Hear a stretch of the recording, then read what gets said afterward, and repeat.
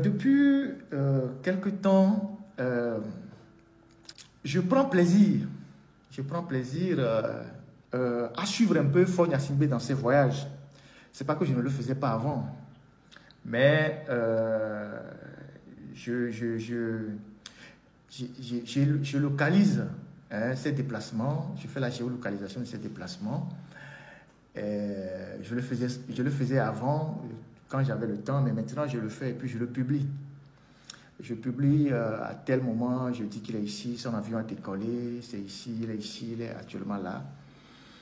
Et je vois des gens qui réagissent, des gens qui m'écrivent que non, que c'est pas une bonne chose de publier la géolocalisation du président quand il voyage, machin et tout ça. Et d'abord, je voulais juste dire que pour suivre l'avion de quelqu'un, c'est pas quelque chose de, c'est pas sorcier, c'est pas quelque chose d'extraordinaire. Une fois que vous avez l'immatriculation de l'avion, il y a plusieurs applications qui vous permettent de suivre un avion, de suivre l'avion. Ça peut être un avion commercial, ça peut être un avion officiel. Donc vous avez, une fois que vous avez l'immatriculation de l'avion, vous pouvez suivre facilement un avion et il n'y a rien d'illégal à suivre un avion d'un chef d'État. Donald Trump et Joe Biden étaient en Angola la dernière fois. Il y avait des Américains qui suivaient son avion avant que l'avion atterrisse. Il y avait 4 F-16 qui accompagnaient l'avion. Donc il n'y a rien d'illégal à suivre un avion, la géolocalisation d'un chef d'État qui voyage. Encore que c'est des voyages où on ne forme pas les Togolais. Et donc j'ai reçu beaucoup de réactions. Nous devons beaucoup apprendre. Il y a des choses même élémentaires qui nous échappent, qui échappent à certains individus. Il y a des gens qui disent, ouais, pourquoi tu surveilles le président de la République. Faure Gnassingbé, c'est quand même pas Joe Biden, c'est pas Donald Trump. Il voyage avec l'argent du contribuable. Il voyage avec l'argent du contribuable, raison de plus que nous puissions le suivre dans ses déplacements. Où est-ce qu'il va? Où est-ce qu'il va? Il va faire quoi avec l'argent du contribuable? Il voyage avec l'argent du contribuable. Ce que vous ne savez pas, ces déplacements, ça coûte excessivement cher à l'État. Ils sont des déplacements inutiles. Ce sont des déplacements inutiles qui coûtent énormément à l'État togolais. Et donc, suivre le déplacement d'un chef d'État, localiser son avion n'a rien d'illégal. Maintenant, Faure Gnassingbé, lui, il a le droit de nous suivre. Il a le Pegasus, il a plusieurs systèmes d'écoute au Togo, il a le droit de nous suivre, de rentrer dans nos téléphones, de suivre nos communications, de piquer des informations dans nos téléphones, de façon illégale. Parce que dans la Constitution, on écoute les citoyens, que ce soit au Togo ou en France, sauf dans les États dictatoriaux, on écoute les citoyens que sur réquisition d'un juge.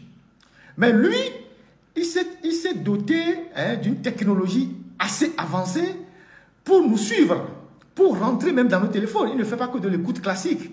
Il a le Pegasus pour rentrer dans les téléphones des gens, avoir toutes les informations sur vous. Vous n'avez plus de vie privée. Lui, il a toutes les informations sur vous, y compris ses barons, ses maîtresses. Il suit tout le monde. Parce que le Pegasus, c'est à son niveau et au niveau des Israéliens. C'est les deux. Même les militaires ne tiennent pas ça. C'est lui et les Israéliens. Donc, il suit tout le monde. Il suit les journalistes. Et en violation des secrets de correspondance, en violation de la Constitution, lui il peut nous suivre. Mais nous n'avons pas le droit de suivre ses voyages. Vous trouvez ça normal? J'ai dit à un gars qui est venu faire des commentaires, il doit être certainement de la Maison Bleue, il faut allumer un peu vos cerveaux. Vous trouvez ça normal que vous, votre patron, lui, il peut s'offrir le luxe ou le plaisir de suivre tous les citoyens, d'espionner tout le monde, comme il veut, comme un jeu d'enfant, un jouet, il va dans les données des gens. Si vous êtes quelqu'un qui est un peu mondain, vous menez une vie mondaine, vous gardez des nudités de vous sur vos téléphones, il peut les récupérer, vous faire chanter. Il peut récupérer vos communications, il peut vous écouter, il peut savoir avec qui vous avez dormi aujourd'hui. Et vous n'avez pas le droit en tant que citoyen de suivre ces voyages. Alors qu'ils voyagent avec l'argent du contribuable. Ça ne va pas dans votre tête. Et vous savez ce que ça coûte au Togo, les voyages présidentiels? Vous savez ce que ça coûte au Togo? Vous savez ce que ça coûte? Quand Faure Gnassingbé part en voyage, par exemple, je vous donne, puisqu'il voyage, oui, je sais que le direct est très signalé sur Facebook. Bon, comme on le dit souvent, essayez d'aider à maintenir le rythme. Quand vous prenez par exemple, j'ai échangé avec un pilote qui m'a donné un peu, moi-même, il y a 12 ans, 15 ans, j'avais écrit sur les voyages présidentiels, mais là j'ai échangé avec un pilote qui m'a renseigné un peu sur les coûts des voyages, les coûts approximatifs des voyages. Ce pilote me dit, il faut noter qu'un réacteur en moyenne, un réacteur d'un avion en moyenne, consomme 1 tonne de carburant par heure. Un réacteur, en moyenne, consomme 1 tonne de carburant par heure. Le prix de la tonne est à 957 $. Disons presque 1000 $. Donc, avec un aéronef qui a un triréacteur, comme les avions qu'il utilise là, ou qui a 2 réacteurs, ou un triréacteur comme les jets privés qu'il utilise là, il brûle 3 tonnes par heure. 3 tonnes de carburant par heure. Et si on suppose que de Lomé à Paris, il fait 6 heures de vol, l'avion aura consommé 18 tonnes. 18 tonnes de carburant, ce qui fait 18 tonnes fois 755 $, multiplié par 500 si le dollar est à 500, ou à 600 si le dollar est à 600. Et pour un seul voyage, ne serait-ce que pour le carburant, on est déjà presque à 10 millions. Ne serait-ce que, allez simple, le carburant. Et donc, le coût du carburant, c'est à la charge de celui qui loue l'avion. Tu loues l'avion, c'est toi qui mets le carburant dedans. Donc, c'est indépendamment du prix de la location même de l'avion. Donc, c'est toi qui mets le carburant dedans. Le carburant est à la charge du client. Et après, quand tu arrives dans le pays de destination, il faut payer les frais de parking de l'avion, les frais d'atterrissage, les frais de décollage. Vous avez une idée de tout ce que cela coûte au peuple togolais? Et donc, quand vous suivez tous les déplacements de Faure Gnassingbé, vous faites les calculs, vous avez approximativement combien on engloutit dans des voyages, qui sont parfois des voyages inutiles.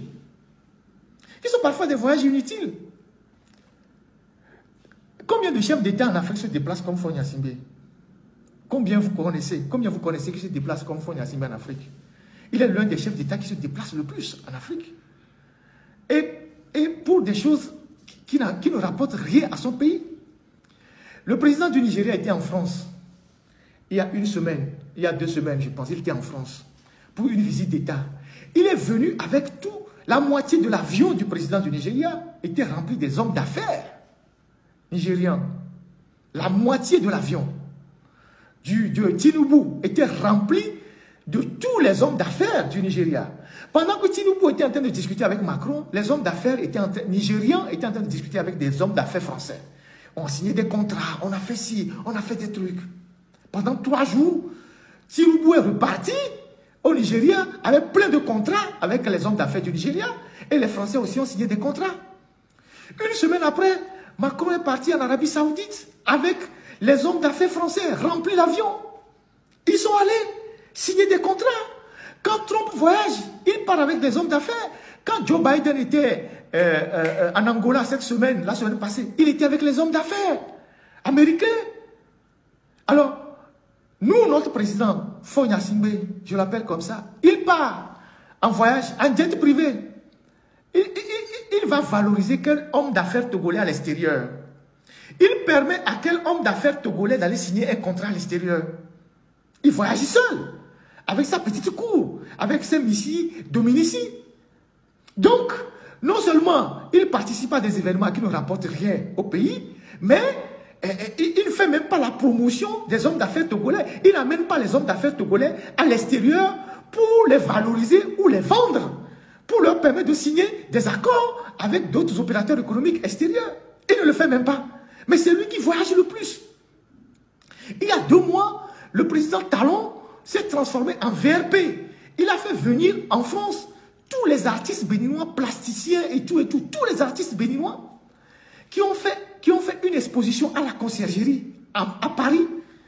Le président français était là, tous ceux qui étaient férus de l'art en France étaient là, les gens ont acheté des tableaux, les artistes béninois ont noué des contacts, il y a eu des changements des carnets d'adresses. C'est le président même qui est devant pour promouvoir les artistes de son pays. Les artistes togolais là, ils bénéficient de quelles subventions? Quand je parle des artistes togolais, c'est les artistes dans tous les sens. Ceux qui sont dans les arts plastiques, ceux qui sont dans tout ce qui est art plastique, ils bénéficient de quoi? On a connu quand même de grands artistes au Togo, de grands plasticiens, les Paul Haï. Il y a une nouvelle génération de jeunes qui font un travail énorme. Qu'est-ce que l'État leur donne? Est-ce que l'État les accompagne? Rien du tout.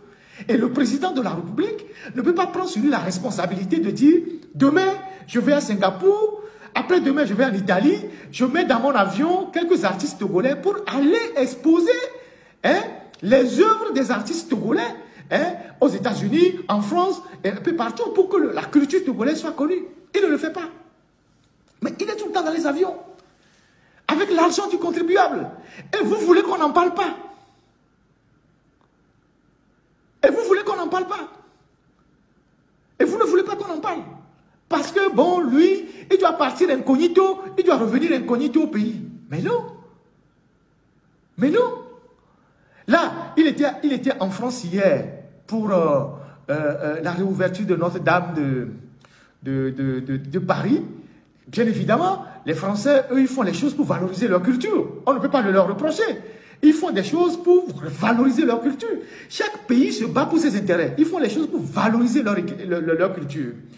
Et le président français sait que, en invitant 40 chefs d'État en France, en invitant autant de gens à Paris, c'est les hôtels qui seront pleins, c'est les restaurants qui vont tourner, c'est le circuit de taxi qui va marcher, c'est les grands magasins qui vont vendre. Pour eux, ça a d'abord une valeur commerciale, ça a une valeur économique.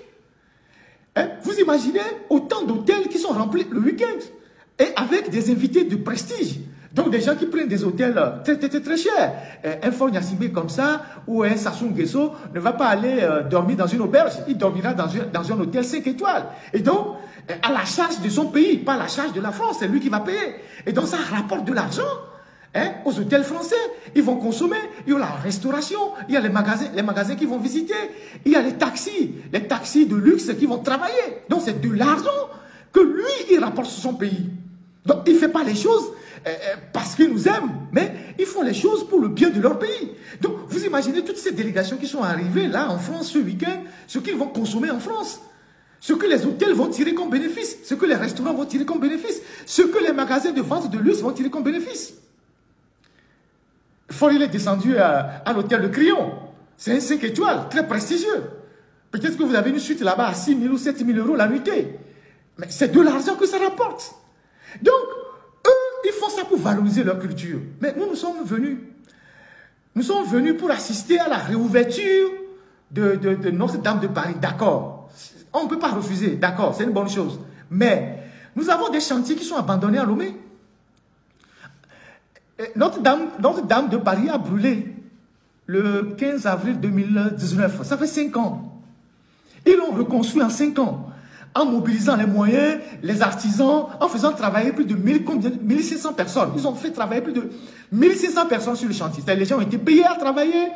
Ils ont cotisé de l'argent. Ils ont fait appel aux dons jusqu'à 950 millions d'euros ou bien 850 millions d'euros qu'ils ont mobilisés pour réhabiliter Notre-Dame de Paris.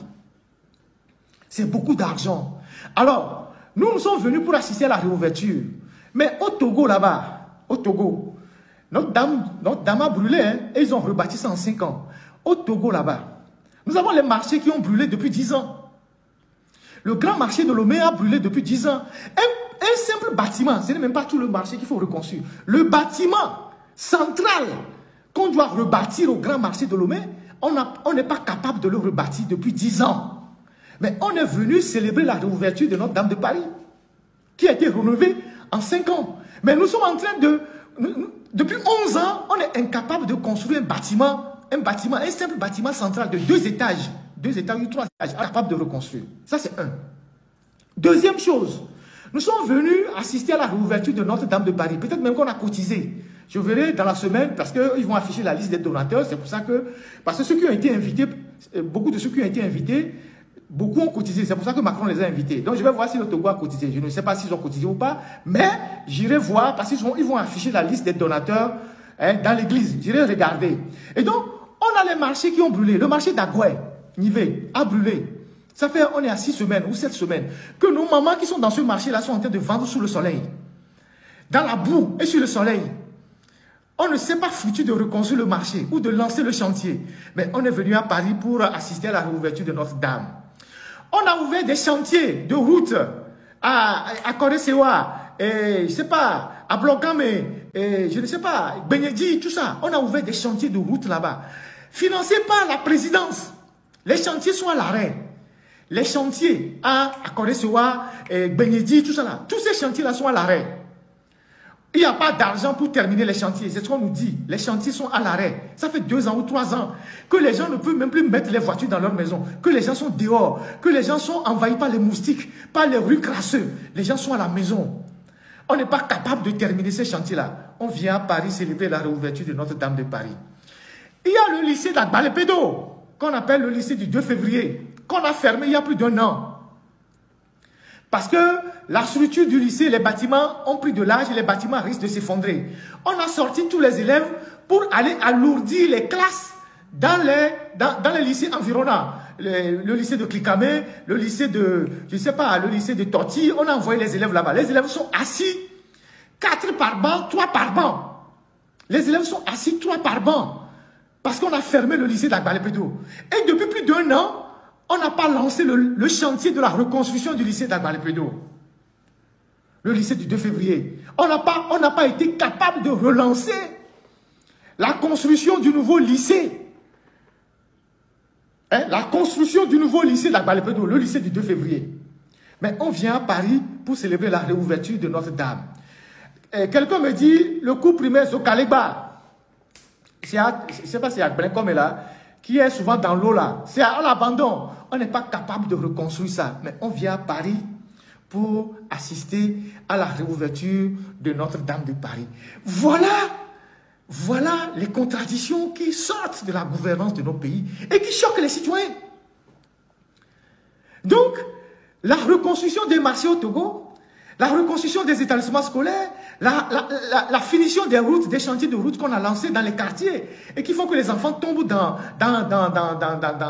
les trous et meurent, ce n'est pas une priorité. Ce n'est pas une priorité du président. Le président, sa priorité, c'est de prendre un avion, d'arriver à Paris et de venir assister à la réouverture de Notre-Dame de Paris, de serrer la main à Trump, de serrer la main à Macron, de prendre les photos que ses partisans sont en train de partager partout, que oui, que voilà. Et pourtant, Dieu seul sait que parmi les enfants qui s'asseyent 3 par banc, parmi les enfants qu'on a déplacés au lycée d'Agbalé-Pédo, il y a des enfants de toutes les couleurs politiques. Il y a des gens du NIR qui ont leurs enfants là-bas au lycée d'Agbalé-Pédo. Il y a les gens de l'opposition qui ont leurs enfants au lycée d'Agbalé-Pédo là-bas. Il y a les gens de tout. Au Togo, on n'a pas été capable de reconstruire des hôtels qui sont à l'abandon. L'hôtel de la paix, l'hôtel Tropicana. Actuellement, c'est Palm Beach qui est sur la plage là-bas en train de s'effondrer. On ne sait pas quel est le conflit qui oppose l'État à ceux à qui on a baillé l'hôtel, la famille, les Libanais là. L'hôtel est là-bas en train de pourrir. On n'est pas capable, ne serait-ce que même de céder cet hôtel à un étranger. Mais tout est en train de s'écrouler dans notre pays. Mais on prend l'avion pour venir célébrer Notre-Dame de Paris. Voilà comment nous-mêmes, nous sommes inconséquents. Et vous allez voir que il y a certains qui sont... Vous allez voir que parmi les invités, il y a certains qui ne sont pas venus. Monsieur qui dit qu'il y a trop de redites là, bon, si ça ne vous intéresse pas, quittez le live. Je dirais même aux amis de le dégager. C'est un bleu. Ça lui fait mal que je redis toutes les bêtises de leur patron. Il faut le sauter du live. Il peut aller voir ça ailleurs. Donc, voilà. Voilà la réalité. La famille Tabouchouri. Voilà la réalité de notre pays. Donc, on a abandonné des chantiers. On a abandonné des choses au pays. Et on vient célébrer ceux qui ont fait l'effort, eux, de reconstruire un monument qui a brûlé et qu'ils ont reconstruit en 5 ans. Donc, voilà vraiment ce que je tenais à dire aux uns aux autres en rappelant que les voyages de Faure Gnassingbé nous coûtent excessivement cher. Vous allez voir des chefs d'État comme le président même du Nigeria, qui est une puissance, le président du Bénin. Mais c'est des gens qui voyagent rarement. Même les petites conférences, là, Talon n'est plus là-bas. Il ne vient même plus. Il se concentre au développement de son pays. Parce qu'il sait que c'est beaucoup d'argent qu'on met dans les billets d'avion. Et puis, en plus, quand Faure voyage en jet privé, il ne met pas toute la délégation dans les jets privés. Il part avec un petit nombre, et puis les autres prennent un vol ordinaire. Les autres prennent un vol ordinaire. Et donc, quand les autres prennent un vol ordinaire, un vol commercial, ils sont généralement en première classe, où les billets sont à 1 500 000, 2 millions. Donc, on paie doublement. On loue un avion dans lequel tout le monde ne peut pas rentrer. On va acheter encore des billets qui sont chers pour la délégation. Pour un pays qui a toutes des difficultés, un pays qui a des difficultés à construire les écoles, à construire, je ne sais pas quoi, à construire les hôpitaux, les centres de santé, à équiper le pays d'ambulances, à payer les bourses aux étudiants. On engloutit autant d'argent dans les futilités. Il n'y a que nous, quand il y a un sommet quelque part, un sommet où ça n'a aucune importance, on est là. Quand il y a un autre, on est là. Quand on est ici, on est là. Même le président américain ne voyage pas comme ça. Le président français ne voyage pas comme ça. Donc, c'est l'argent du contribuable qu'on utilise pour ces voyages-là. Donc, nous devons en parler. Surtout que quand on revient du voyage, on ne fait aucun compte rendu. On ne nous dit pas ce que nous avons gagné. Ça nous compte. À peine il revient de voyage, c'est à l'aéroport qu'il fait le compte rendu. Nous sommes allés à tel voyage, on a signé tel contrat, on a signé tel accord, on a ramené ci, on a ramené ça. C'était ça. Donc, voilà ce que je voulais dire pour rappeler aux uns aux autres que si j'ai envie de géolocaliser les voyages de Faure Gnassingbé, je vais le faire. C'est un monitoring que je fais. À la fin de l'année, je vous dirai qu'est-ce que ça a coûté.